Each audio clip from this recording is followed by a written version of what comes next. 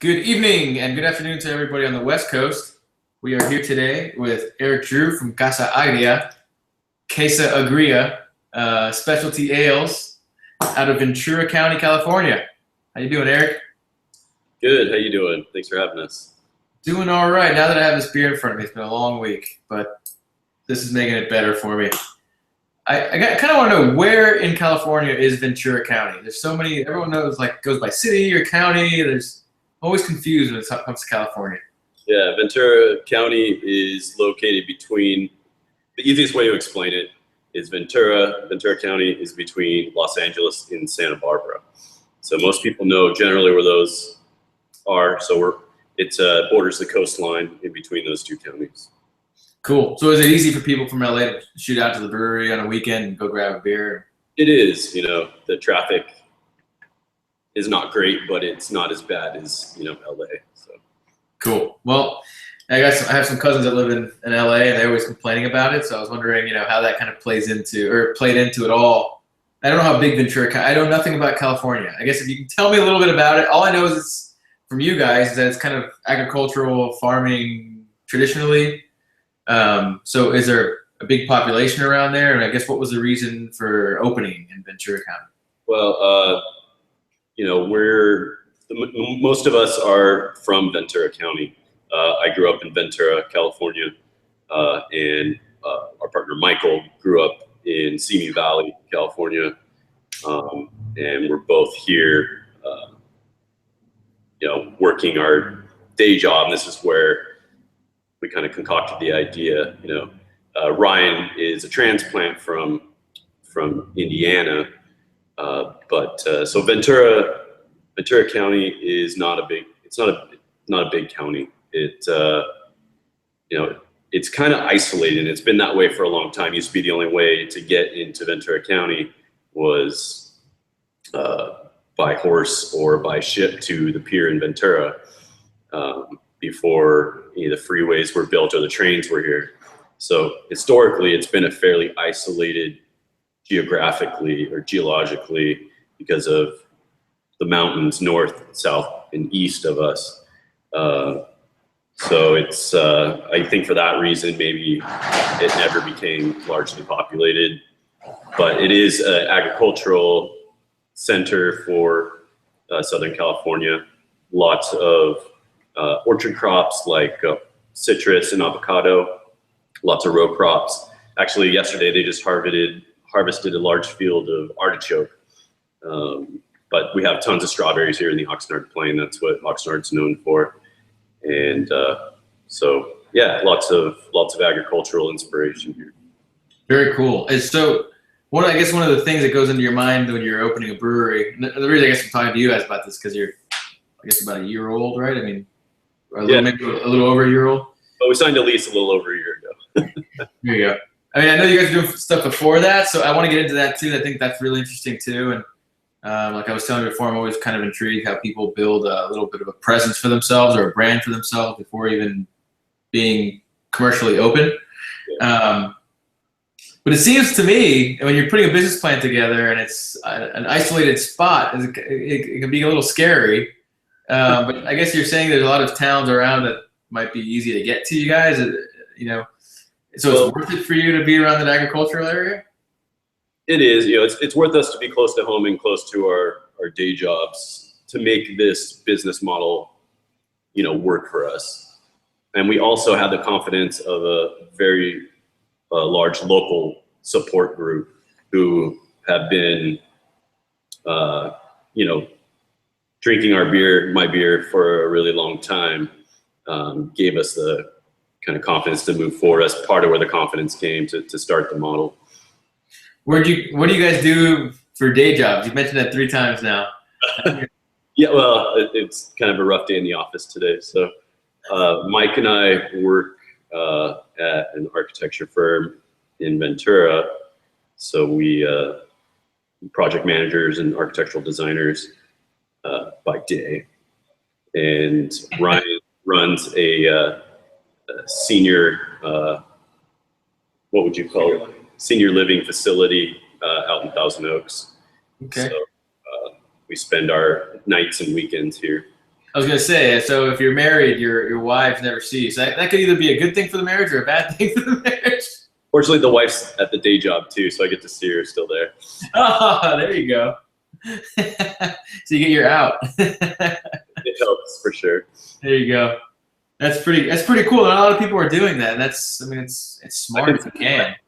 Huh? I can see why. Yeah, I guess you're not sleeping very much these days. Oh man. So I guess going back to the agriculture and the farming, you got a lot of strawberries in the area. I know that you guys did a beer. I don't know if it's been since you opened, but I saw a bottle of beer with strawberries somewhere at some point. Yeah, that was called Fresa. So that was a strawberry Saison, loaded up with 10 pounds per 5 gallons of local grown Oxnard strawberries at the prime ripe season, and started off awesome. But then as strawberry beers started getting weird on us. So that was pretty disappointing, but it was a really good learning experience. So we're experimenting with some other ways to do strawberry beers, because that is such an important part of Oxnard and where we're from. Yeah, I was gonna say you got to make sure you get another one out there.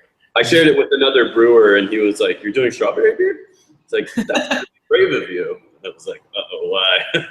Yeah, what is it about the strawberry beer? Because I've had a few and I've been very underwhelmed. No, I haven't had your guys's, but others, I'm kind of like, well, the flavor's not really there. It's kind of like turns into me. To me, it turns into a little bit of a leafy, maybe vegetable. Yeah, in our experience, well, strawberries has a lot of water content, not a lot of sugar content. So it takes a lot of strawberry to get any strawberry flavor. There are some theories out there. I don't think anybody knows exactly why strawberries will throw off flavors in beers with secondary aging.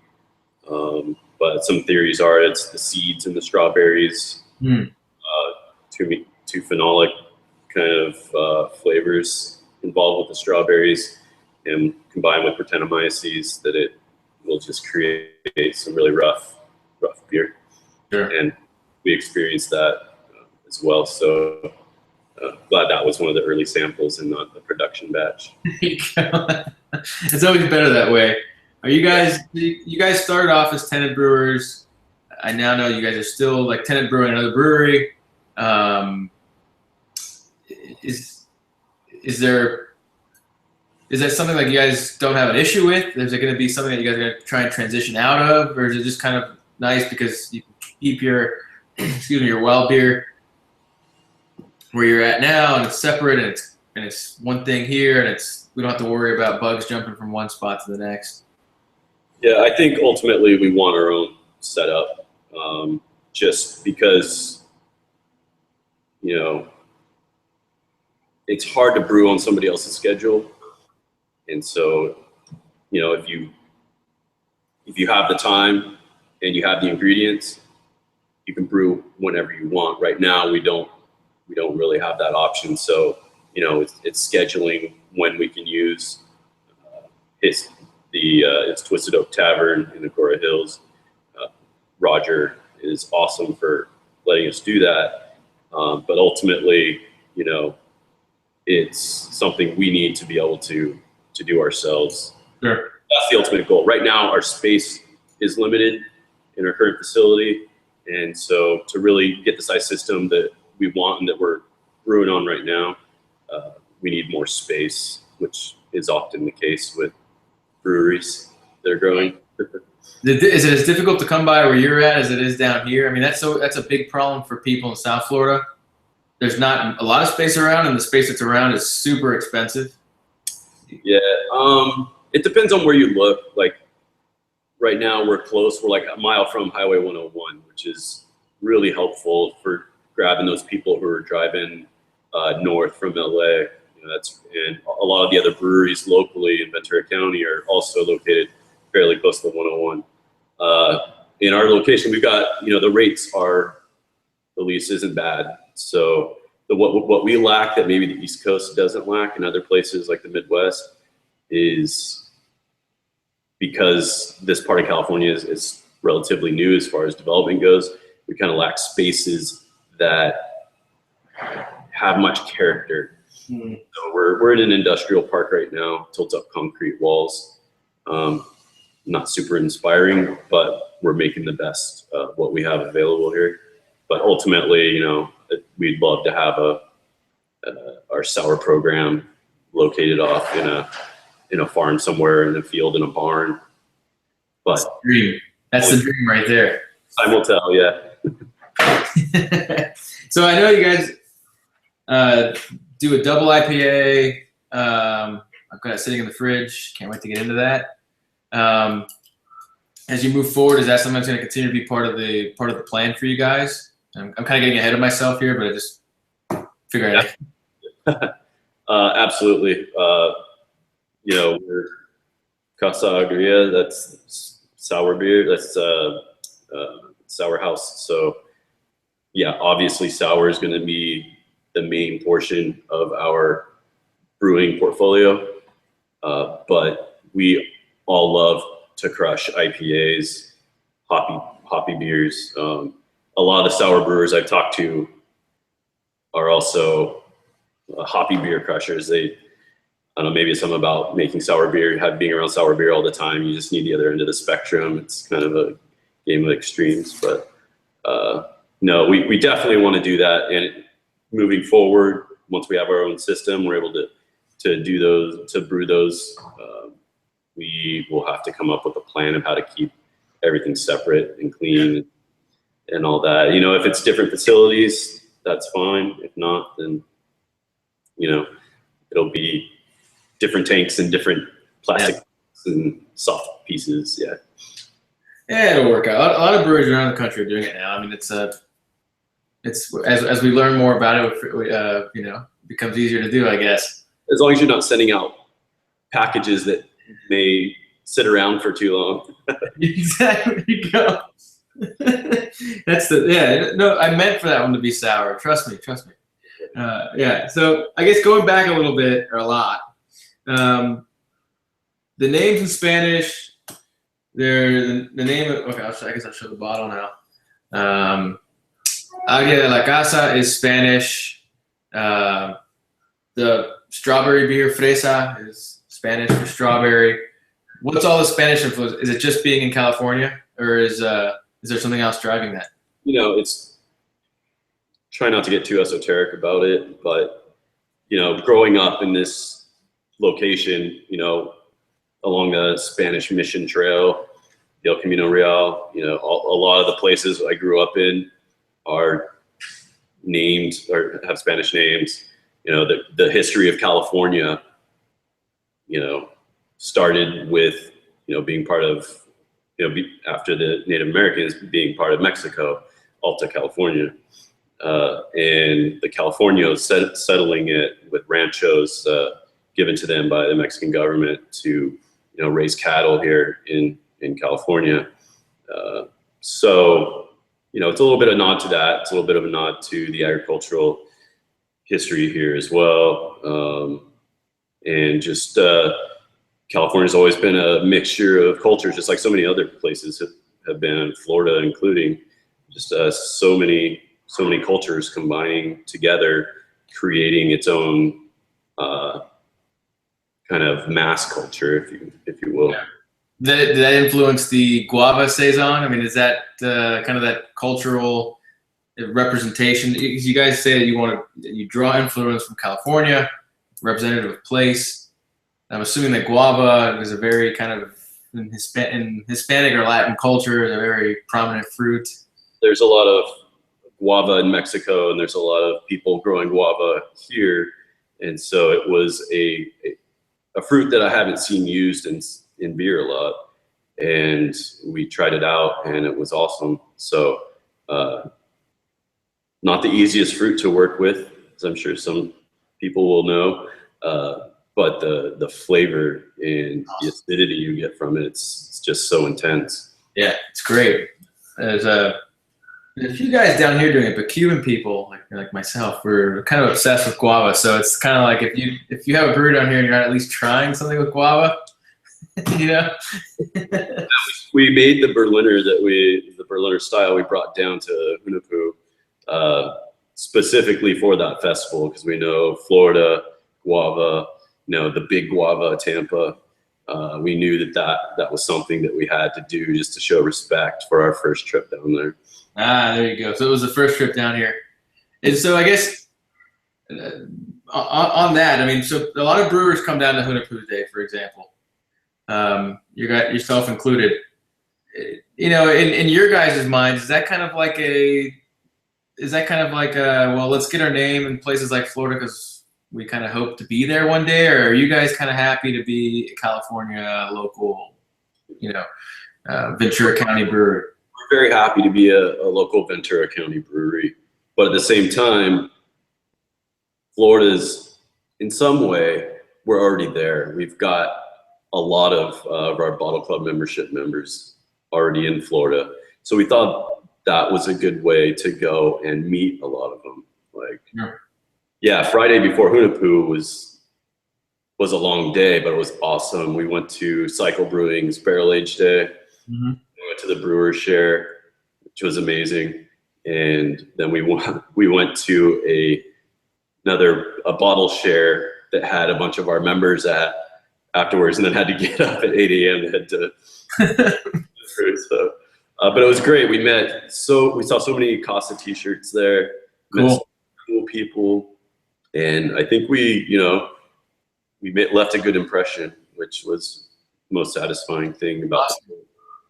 Yeah, I mean, I know the people down here, at least a lot of people I talk to, are always raving about you guys' beer, which is a good thing. So one of the kind of the cool things about Florida is, we're kind of one of the last really to the party. I mean, with the exception of Tampa, the rest of Florida is kind of nowhere near what other cities or what other states and cities are in the country. Yep. But the palates here are evolving really quickly. Like, people are really, really getting into their sours. Really, I mean, it's a really cool thing to see and to watch. So your guys' beer kind of fits in there. And I guess I want to talk about it a little bit. Take a little break from the questioning before I forget to talk about it and drink it all. But so it's a Saison. This is the house beer. I mean, it's the base Saison. I don't like to say base, but it's for all intents and purposes, base Saison. What I love about this beer is, I mean, one, it's got a really nice sour acidity to it. It's not like an overpowering, mouth-puckering sour. But what I really love about the beer is it's dry, but it has a really, really nice mouthfeel to it. It's a little velvety. And I think you were telling me that you use oats in it. I'm assuming that contributes to that. The rye probably contributes to the mouthfeel that you're using here. I guess if you could go into a little bit about the background of the beer, the inspiration, why is Saison to be the house beer, and a little bit of what you wanted to achieve when you put together the recipe for your house beer. Okay. I'm glad you like it. It's one of my favorite beers. I've been brewing a version of that for a long time, even before we were in this space. I love mixed fermented farmhouse ales. There's something about the balanced acidity, Brett character, and the Saison yeast it's dry. But it's full body at the same time. It's refreshing. So this particular, we call it our house sour. We hope to have this available either draft or in bottles like several times a year. That's why we're kind of calling it our house sour. It's the majority of it is just Pilsner malt, and so gives it that classic Belgian dryness. But then we actually do a decent amount of adjuncts. So it's got rye, spelt, and oats, which help with that, the body through that secondary fermentation, like leaving enough substantial body and mouthfeel that it's not overly dry and overly sour. Helps balance the acidity. So that goes into primary fermentation. And then we have a big batch of it sitting in one of our fooders about 30 barrels of it right now. Second batch just tasting awesome straight out. And that was blended. The first batch was blended with some barrel stock, that was much younger. It was actually only a few weeks old when we blended it. It was that blend had more hops, so it was a little more bitter, a little fresher, more Saison yeast character was left, and actually the alcohol is a little higher. So blending those two, the proportions we did, I think really brought that beer together. Really cool. So it's going to be a batch-based beer. So do you expect to be a little variation from batch to batch? Are you going to try and blend out any variation? It's always going to be a blending project, and the blending, it might taste similar to the last one, but it depends on, I guess, the mood at the time of blending.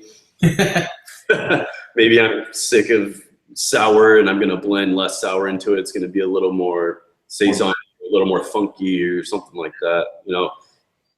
We're on the nose. This one's nice and funky. I mean, I really I keep finding myself going back and smelling the beer. It's kind of like a cheesy funk to it, which I love. I always look for that. I think I was talking to Firestone. They have that kind of cheesy funk too. There's not a lot of breweries that can kind of really achieve it. You stick your nose and you're kind of like, oh, right, that's borderline blue cheese. And I'm excited to see what's coming next. Yeah, I really appreciate that sort of aroma. There's something about it. It's almost like I describe it as like body odor in a locker room, but in a good way. There you go. Like a really since we're both married, our really beautiful wives just went and worked out. That kind of good body odor in the gym, I'm sure. Exactly. Yeah. Everybody likes their own funk, right? There you go, man. Yeah. No, I mean, if you were going for that, you definitely achieved it. I love that. I mean, to me, I stick my nose in a glass and I get that real kind of, I guess, body odor in a good way funk. I describe it as kind of like a cheesy funk. Yeah. It gets me super excited to try what's actually in the glass. I mean, I love that aroma. And then what's nice about it is it completely contrasts too, because it's a little bit of funk on the palate, but it's a nice clean sour. But again, I think what people are falling into a lot of times nowadays is that they're producing these sour beers. Okay, I'll show it again. But they're producing sour beer, and the point that they're trying to get across is this is a sour beer. So it's a one-dimensional sour beer. There's not much thought that goes into the body of the beer, or it's meant to be sour. It's sour. But in all honesty, when you get a beer that's lacking in body, it's like a sour water. Sometimes there's a lot of attention paid to the beer, to the base of the beer here before you add the yeast, before you add the bacteria, and you can see that, and you can taste the purpose that you had behind it, and of achieving a refreshing but substantial on the palate beer. Well, I know it's going to make some people unhappy with some of our beers. Like it's never going to be so sour that it's going to bust your gut out. For us, it's all about restraint and balance and respecting palate. We're trying to create something that is a pleasurable drinking experience. Some people just like as sour as you can get, and it's not going to be us. And you don't like it, that's totally cool. Everybody's got their own palates, their own desires. Right. We're brewing what we want to drink. So. Yeah, that's important, especially if you're going to be a Ventura County brewery, which is, you are Ventura County.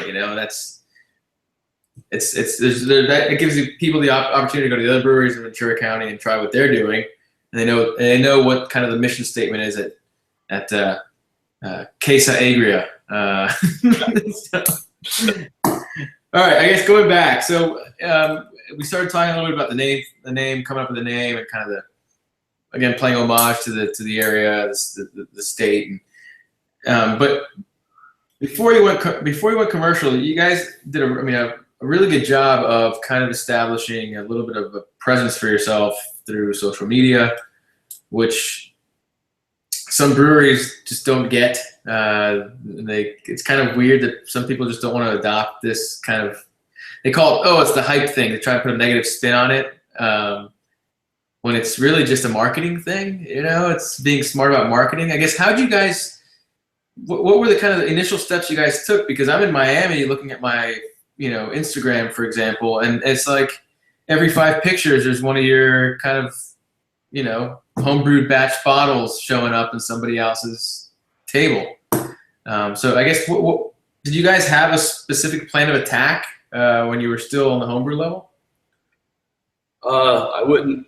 So my plan of attack was I wanted to get my beer out there, get feedback before I threw a bunch of money into this to see if, my beer was holding up to, if people will buy it,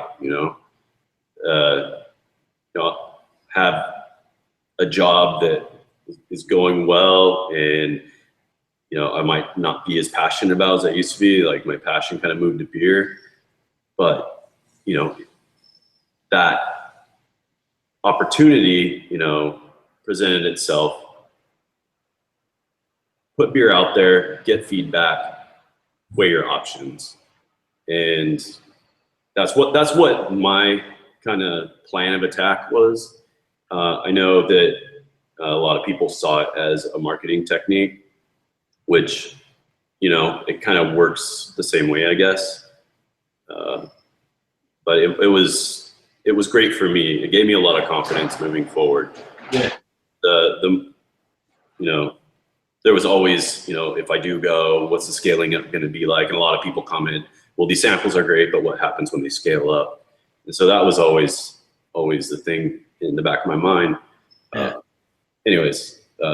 People are so negative. It's like, Jesus. Yeah, and that's like I was telling you earlier, I can't look at the Untaps. I can't look at the Beer Advocate threads and all that. My partners do that. They let me know when something's up, but otherwise, I gotta stay focused on the beer, because otherwise, geez. Yeah, the amount of like nonsensical commentary that goes around these forums. Sometimes I'll just log on just to read what people are saying. And I find myself like going page through page just to see like if somebody is going to fight back against some stupidity somebody else said. And then I just get frustrated when everybody starts agreeing with each other, and I log off. But, it's like it worked out to be a marketing thing for you guys. It could have worked out to be a killer. So it's at least, to me, it's a testament to the beer. And so, people can say what they want to say, but you sent beer out free. People tried it and decided they liked it enough to start posting about it and searching for it. And what's wrong with that, And so I just don't get it. So, I know there was like some issues, and people are, in the beginning, why, particularly with the membership club, why would I pay for this? And I don't even know where their breweries are. Well, you don't have to. That's the whole point. You don't want to, you don't have to. Do you have an opinion on that one way or the other? I wasn't an original proponent of the membership club. Okay, this is going to be a good one then. Let's put the beer out there in the public, and if people like it, then we'll do a membership club. We were constantly getting emails like every day. Are you going to do a membership club? Are you doing a membership club? I want in the membership club. And it just got to the point where it's like, okay, well, there's so many people asking for it. I guess we should go for it, and that will help out the startup. Of course. And so we were anticipating maybe 100, 150 people, and we were way beyond what I was comfortable with within 4 days of opening the membership. So that blew my mind. But then it also put like pretty heavy burden on our shoulders to produce. Right. And our goal was always to, these people stuck their neck out, put a bunch of money down. For a lot of them had never even tried the beer. We were going to get them a beer by the end of the year. and we did it. And right now those beers are being drank and people really seem to be enjoying them. So that's pretty awesome feeling, actually, to go as far as quickly as we have, and to really make people happy, because that's why we're making beers, because we like to drink it.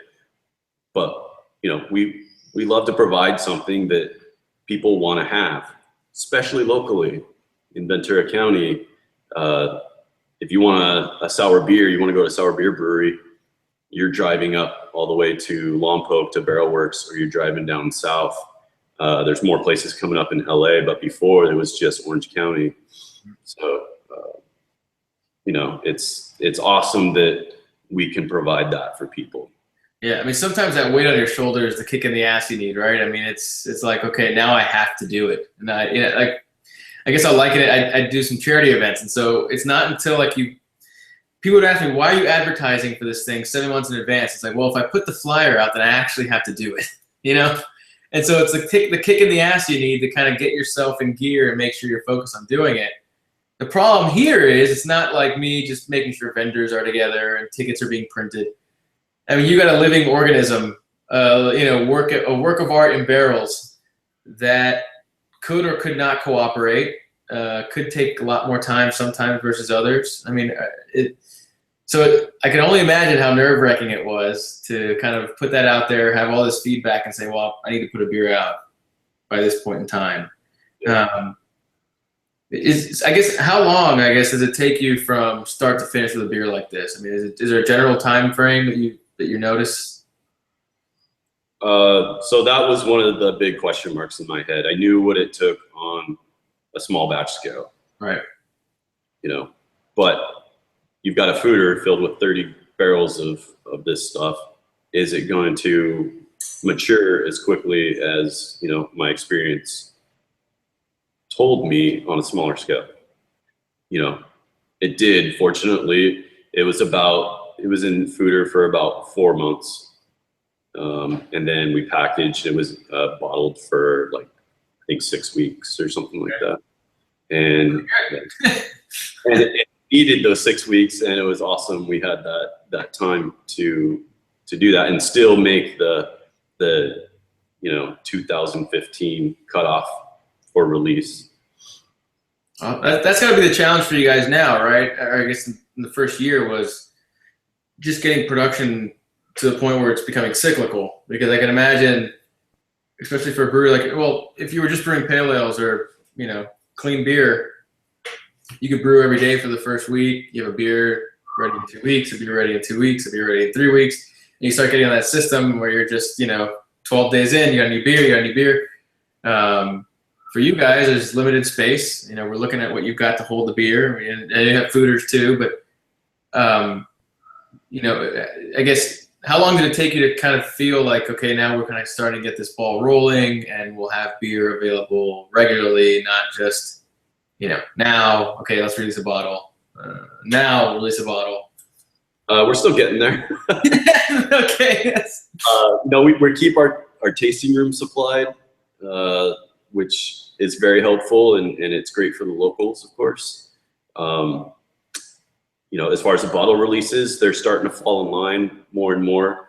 We try to schedule we get to brew once a week. So that's when we can produce wort. At least now. We're hoping to increase that in the near future. Once a week. And so we try to schedule a beer that has a quicker turnaround time, a beer that has a medium length turnaround time, and then one that's going to be put away for a while, that we'll come back to in the future. It's a more exciting, complex beer. We've got a bunch of golden sour that's pretty damn close to packaging. We're actually waiting for all the summer fruit to ripen up. We're waiting for tangerines and peaches, and getting ready for some raspberries right now. So it's starting to roll. It's getting a better idea of a release schedule. The brew schedule is set once a week, fill as many barrels as we can. But yeah, it's the release schedule that's tough to account for.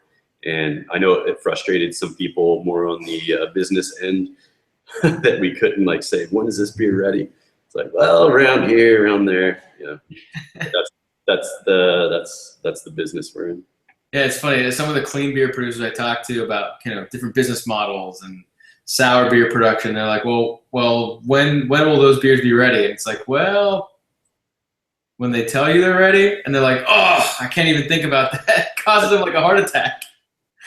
They would have a conniption. That's why I love it so much too. It's like you're doing your work at the beginning, and you're setting this beer up for its own maturation phase, and you're kind of doing everything you can to create an environment for it to succeed, and then you're letting it go to a degree.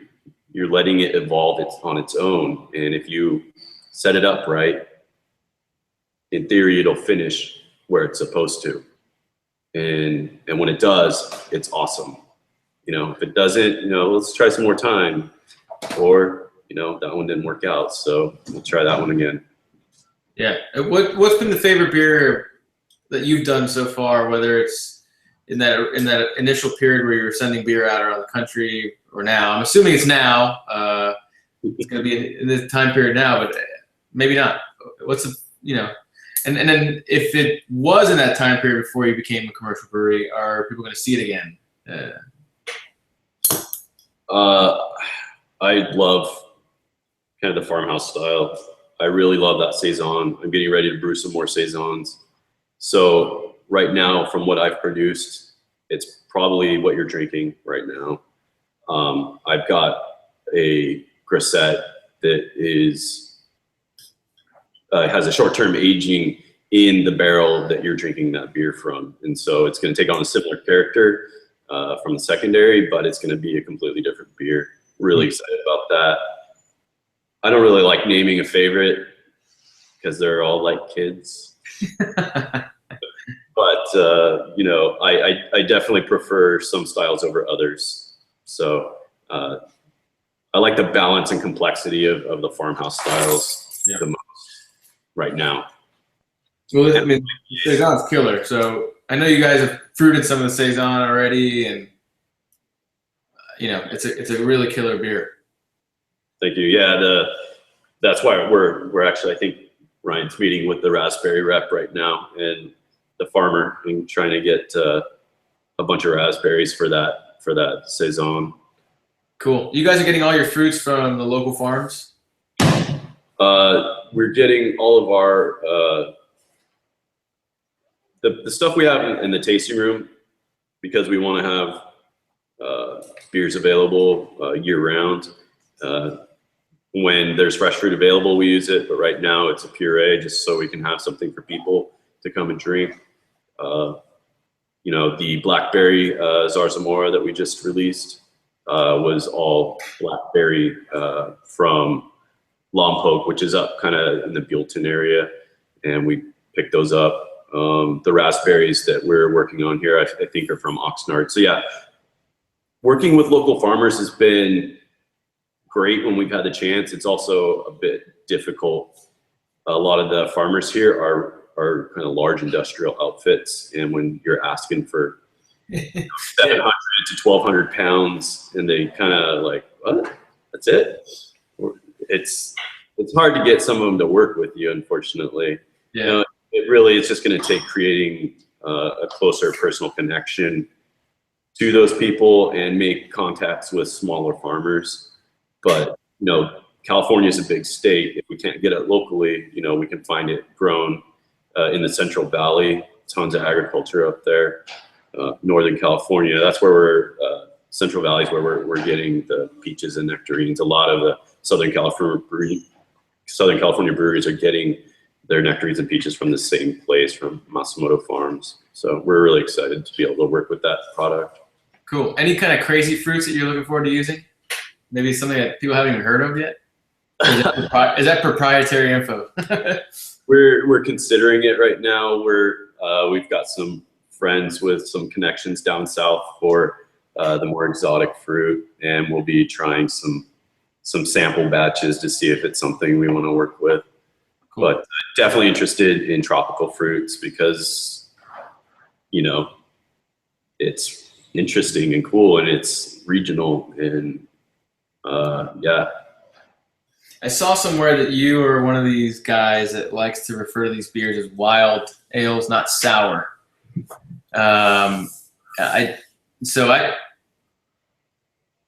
Everybody has their own kind of definition of what wild is, what sour is, why you use wild ale versus.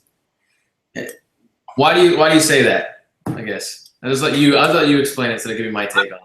You know, I don't have a definitive place on that subject. It can be sensitive. The sound sour can be off-putting to certain people, but it also tells you what to expect from the beer. Tart, sour. But it also kind of limits the beer, especially when we are going for a more balanced product. Wild, I know marketing-wise right now kind of means, you know, people kind of expect that to just be a Brett beer.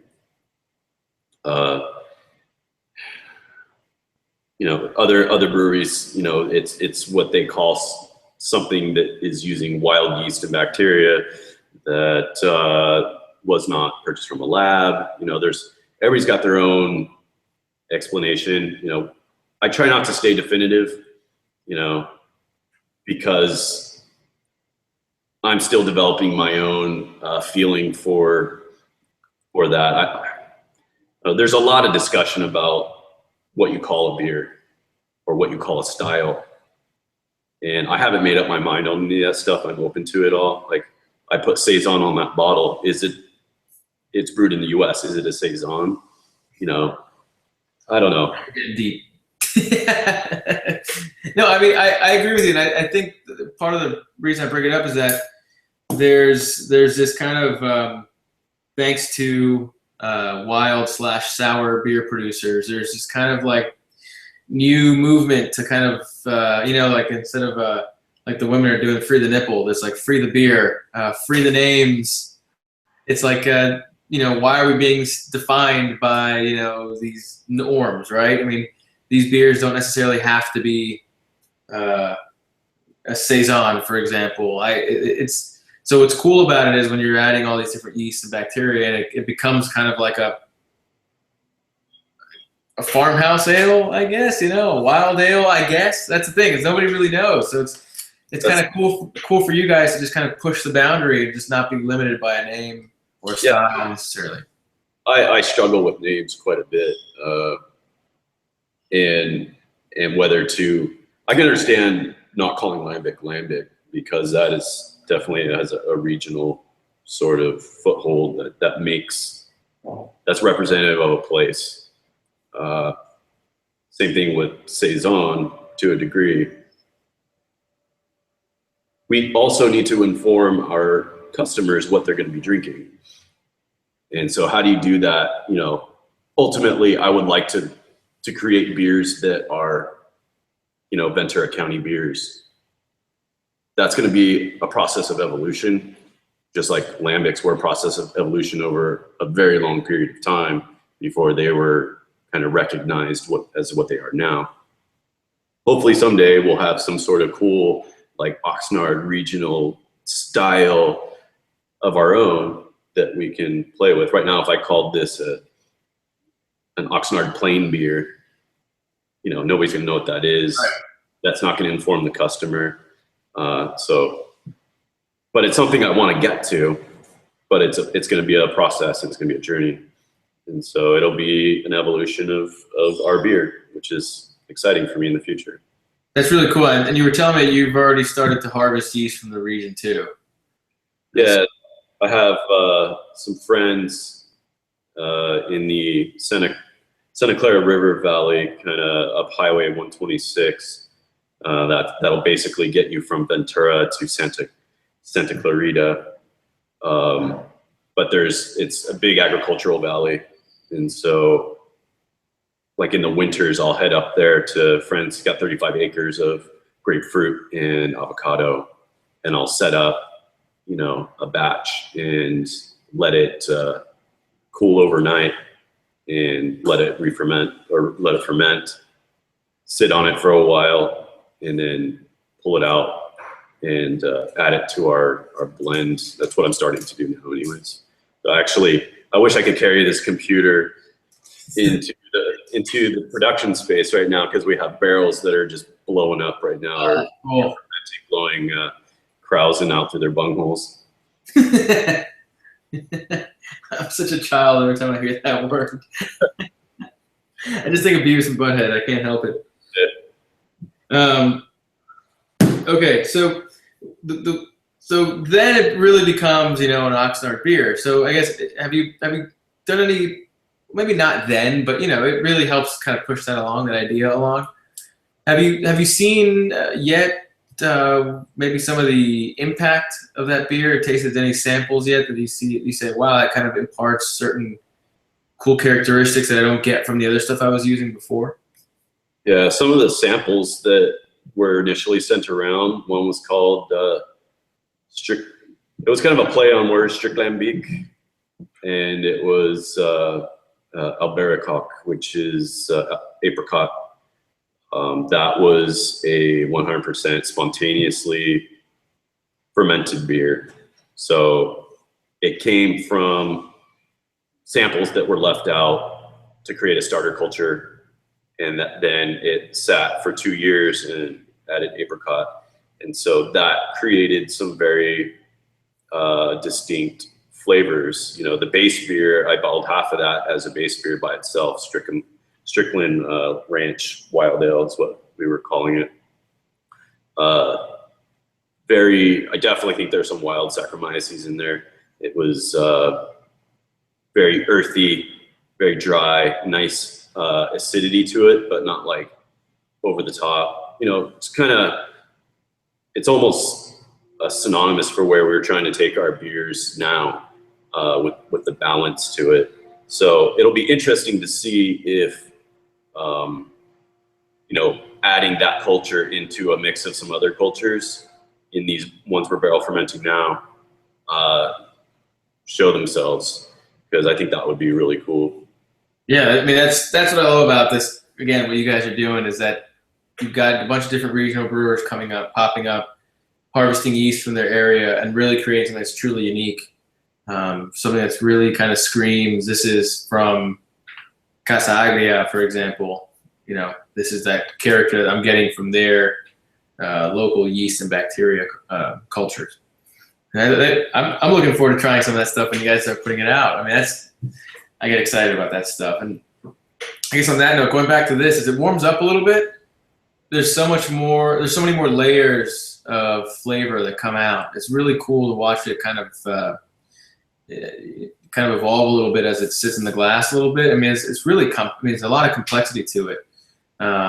You get a little bit more of the funk on the tongue too than you did when it was just out of the bottle. I mean, it's a really cool beer. So I think you told me it's sold out already, but the next time it's out, if you're around the area, or at least now you could still, you know, thanks to the internet, you know, try and get your hands on a bottle of this beer and check it out. And while you're at it, try and throw some of the other ones in the box in that trade or when you get over there, because there's not a lot of people being able to put this much kind of aroma and flavor into a glass. So it's really nice to drink, and it's really easy and refreshing to drink. So that's that on that. I'm done kissing your butt on that beer.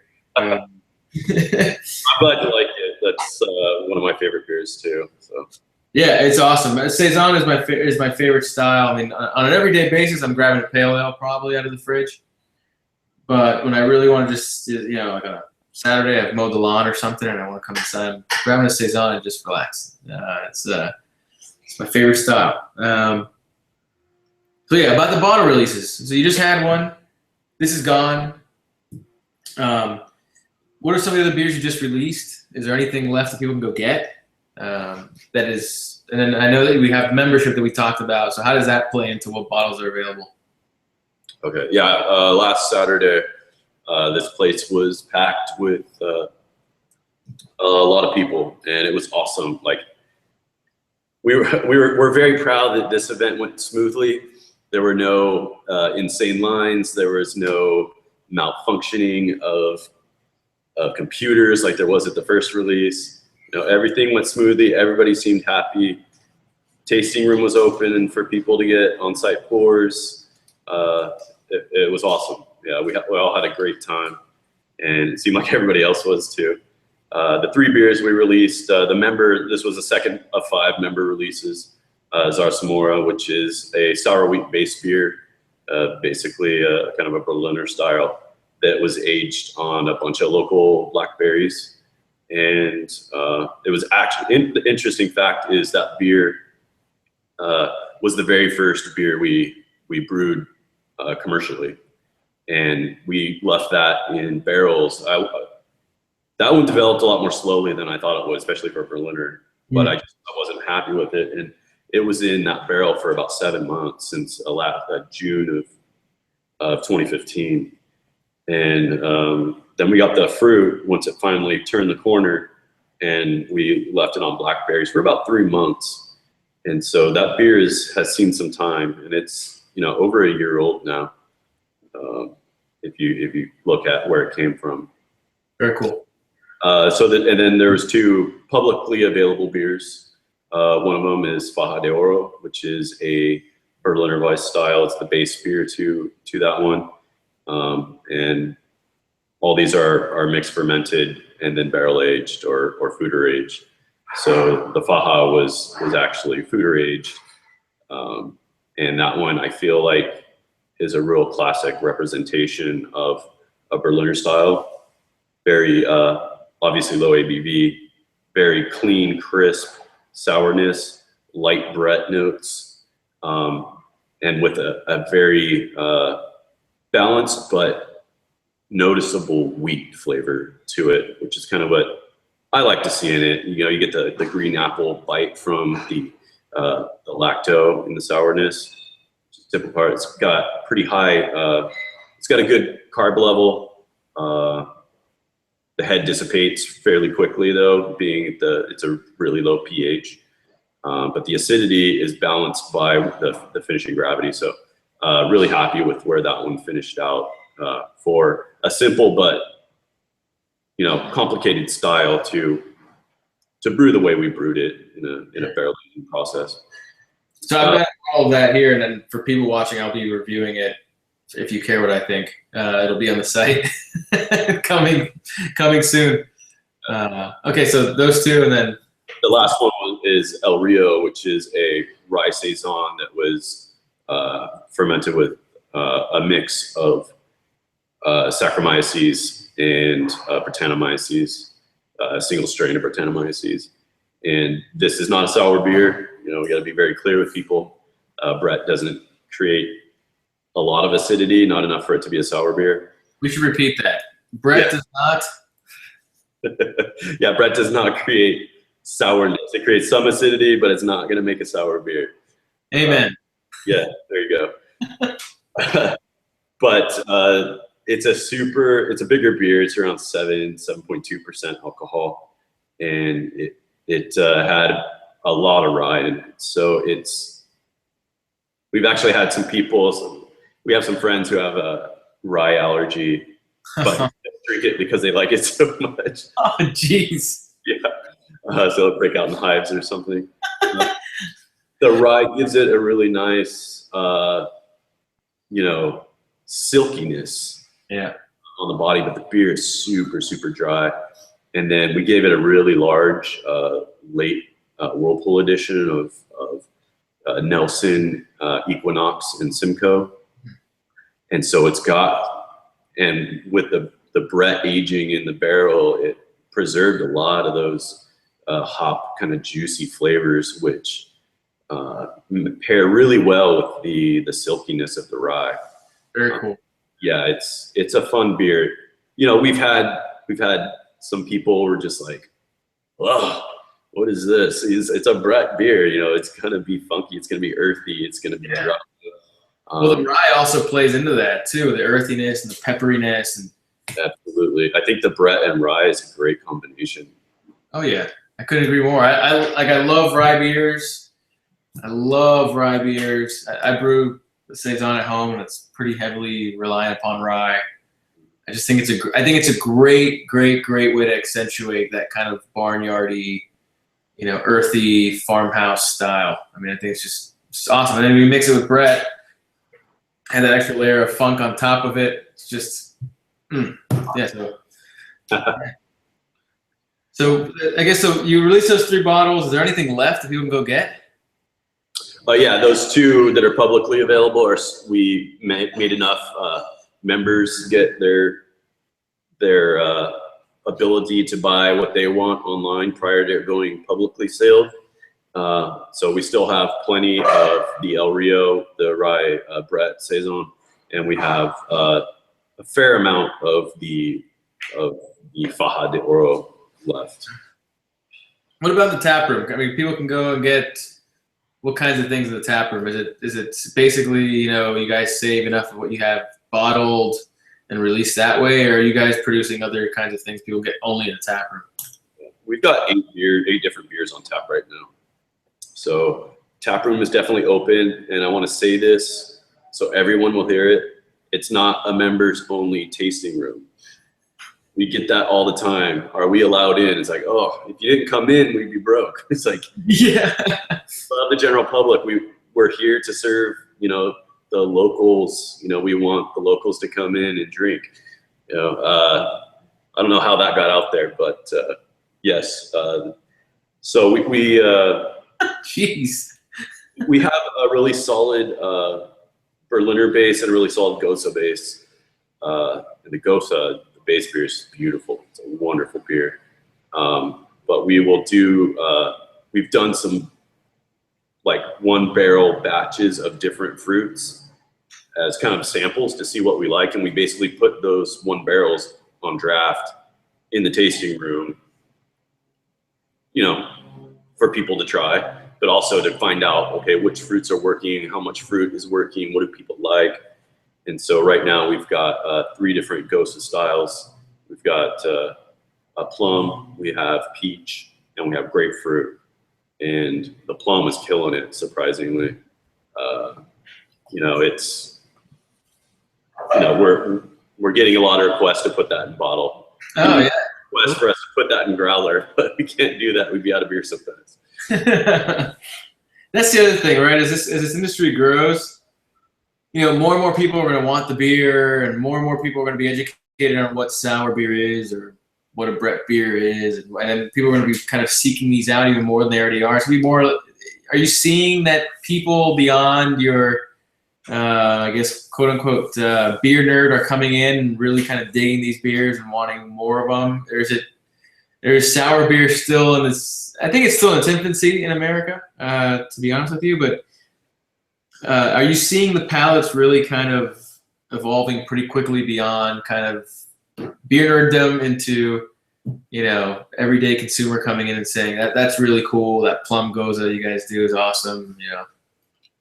Yeah, it's been interesting. We've had some older folks come in, and we don't do flights either. It's just, we don't have the space. We don't have the glassware. We do pours and half pours.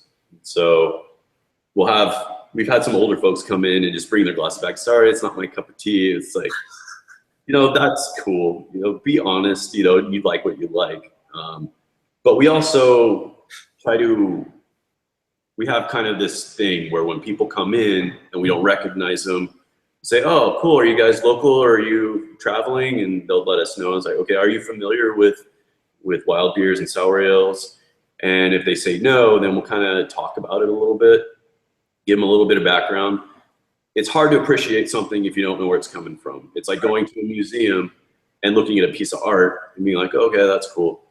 But if before you went and saw that piece, you studied the artist, you knew about, what was going on in his life or in the country he lived in when he made that art, then you come in looking at it through a different set of lenses.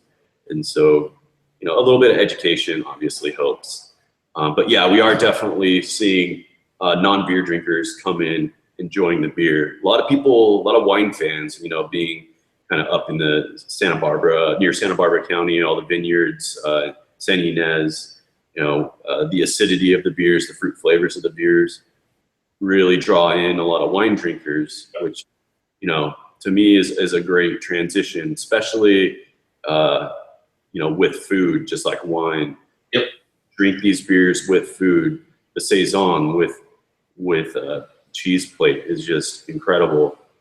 So, a little bit of education helps, but yeah, the tasting room's awesome. It's a great place to hang out and really get to know the customers and where they're coming from. Get to know who's drinking your beer. We love it. It's awesome. And you guys are renovating it now, the tasting room? What's that? You guys are in the process of renovating the tasting room now, right? Yeah, it's a constant process. We're doing it all ourselves. We're ripping up flooring. We're knocking down walls. We're putting up trim. So it might look a little rough right now, and people have commented on that. But Jesus, man, people. Which is totally understandable because it is. You go to any other brewery tasting around here, it's like, oh, it's awesome. Did you ever go to night shift brewing? Have you been to night shift brewing in Boston? I think Ryan has. Oh my dude! Before they built this new beautiful facility, it was scary to go to night shift up in Boston. I mean, it was scary. You're in the middle of a warehouse. The bathroom was like of a warehouse district in Boston. It was like dim, kind of creepy, and then there was this one bathroom that was just filled down the hallway outside that every single warehouse shared. I mean, it was, and they used to say it too. I mean, I'm buddies with Vince Turcey, who used to be one of the brewers over there, and he always used to say, he's like, man, I don't know how people step foot in that bathroom. It was creepy, man. It was really, so, I'm looking at how clean it is behind you. I'm not saying anything about their brewery. The brewery was nice. The surroundings of their brewery was just horrific. So I'm looking around what you've got back there, and I think you're making it a little worse than you're really living in. This generally doesn't see people back here. So the nice stuff's only for you, is what you're saying? Ah. Yes, the nicest stuff for us. No, it's part of our special use permit in serving alcohol. We hope to be able to allow people back here more on a regular basis, but the city has their requirements, and so our tasting room is the size that is appropriate for the codes that we operate under. Yeah. Damn code. Yeah, the front half, we've got the old kind of industrial tilt up. It's got big warehouse in the back, tiny offices in front. So we're expanding through to open up all the offices into one space. Very cool. Done that now, but you're just, you're at stools on a barrel, and there's a big window. So that's we'll put on a baseball game for you. There you go, man. Awesome. Last thing I want to talk about is the Bottle Club membership. So I guess the people that are members now have the right of first refusal for the next year. But is there, I guess, when does that open up again? And are people going to have the opportunity to get in, even if everybody renews? Are you going to up the number? I know you said you were kind of uncomfortable with how many people came in the first place. You're kind of shocked by it, but so is there room to grow it? Are people going to be able to join it this year if they didn't last year, assuming everybody else stays in? Yeah, there's definitely room to grow it. Since we started, we've expanded into the adjacent space, so we've doubled our space. This is the new space that you're kind of looking at. This is all of our barrel storage. The production space is next door with the fermenters and the floor drains and all that business. So yes, the current members will have first right of refusal for the next membership. We will be adding some more. We haven't determined exactly how many we're going to be adding, but we're targeting September as a time for that membership to reopen. Okay, cool. So keep your calendars, marked. I know like you said, last year went by pretty quickly. So I I just want to say thank you very much for sitting down and chatting with me for a while. It was a lot of fun. Get to learn a little bit about your guys' brewery and what's going on over there. Hope we can follow up next year when you guys have doubled in size. And the tasting room is something you are proud of. But it was really cool to hear you guys your kind of perspective on starting a brewery now, especially a sour brewery or a wild/sour brewery in a time like now where the style is kind of gaining popularity, and seeing your perspective on the style, and not only the style but what's to come. So thanks for sitting down and for sending me this beer. It's just phenomenal. Again, if you guys haven't had this, go out, run out, try and find it. Any parting words that you may have? I always leave the floor open. Well, just thank you for having us, and it was great to be able to share some information and to meet you, and it's really cool, like, going through your archives. You've met some really amazing brewers and a lot of awesome information on there. So it's great to be a part of that, and we appreciate it. Thank you very, very much. I'm always humbled and honored to speak with you guys. So without any further ado, for you guys on the East Coast, get ready for bed. And for you guys on the West Coast, congratulations, you're officially off work. Have a good one. Thanks.